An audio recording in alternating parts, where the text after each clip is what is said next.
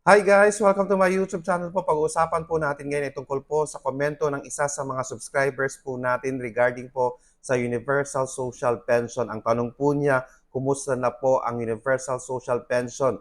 Meron na po bang update regarding dito? Pag sinabi po natin Universal Social Pension po, lahat po ng senior citizens po ay mabibigyan po ng 1,000 pesos per month social pension mula sa DSWD.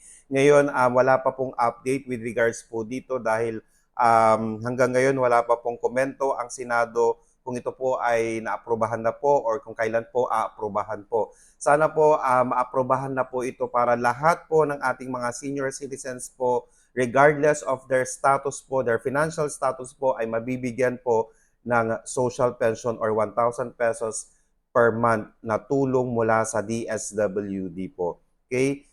Abang-abang po tayo para po kung kailan po maaprubahan itong Universal Social Pension dahil malaki pong tulong ito sa ating mga senior citizens po. Ayan guys.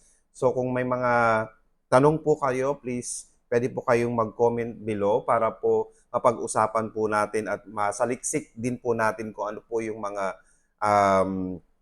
komento or tungkol po sa comment po ninyo, mapag-uusapan po natin. Okay, please do not forget to subscribe, like, and share para po lagi po kayong updated sa ating mga videos. Maraming salamat po and stay safe. Bye-bye!